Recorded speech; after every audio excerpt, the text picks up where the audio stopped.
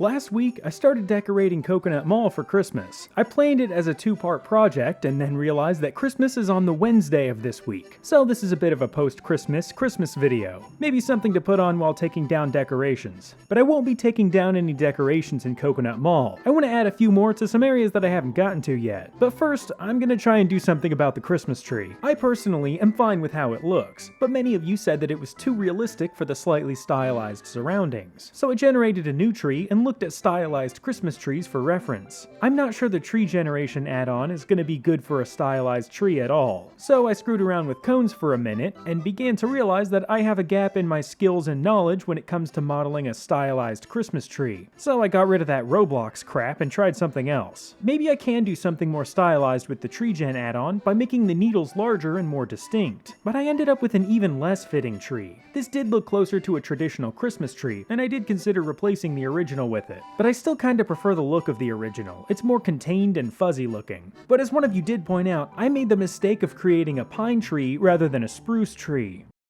Well, let's move on to something productive. I took some lights from the Merry Mountain area and strung them up in the little strip and the food court, but I don't want to neglect the ramp down to this section of the track from the main room, so I got an ice brick texture from Mario Kart DS DK Pass and used it to replace the brown bricks. Well, let's head back and take care of something else in the first section. I had this Vanilla Lake store shut down for the summer, but it's winter now, so it's time for them to open up shop. I made the interior pretty spacious, and I got the door frame from Delfino Square and put it over here with the steel texture on it. Then I made a circular shelf thing in the middle of the room for souvenirs and stuff like that. I put a tiny snowplow toy on top, as well as a snow globe, which has got a low quality replica of Coconut Mall that I made, with a parking lot that's got a few tiny cars parked in it. I want to use this right window area as a sort of display. I made a rock and put some snow on top. Then I hobbled together a mannequin skiing down the rock, which, come to think of it, I'm pretty sure you don't ski down a rock. But this guy's on a different skiing level than most others. I used the color palette to give the clothes a little bit of color. Alright, let's fill out that circular display thing. I brought over a few toys from the Toad Toy Store to set up on the top shelf. Then I took some shirts from Delfino Dream and set those around the bottom shelf. Then I created some low poly jackets hanging on the walls. After that I made a wooden sled on the back wall. This place is starting to look pretty cool, but I want to have a light above this 360 display, so I modeled something on the ceiling and put a spotlight on it. Then I went ahead and made a few rectangle lights with area lights beneath them to light the rest of the store. And as one last detail, I made a rectangle on the right side of the back wall. Then I went online and found a screenshot of the Mario Kart Tour version of the Vanilla Lake track. I put it in Photoshop and used the style transfer filter to make it look cleaner and more painterly.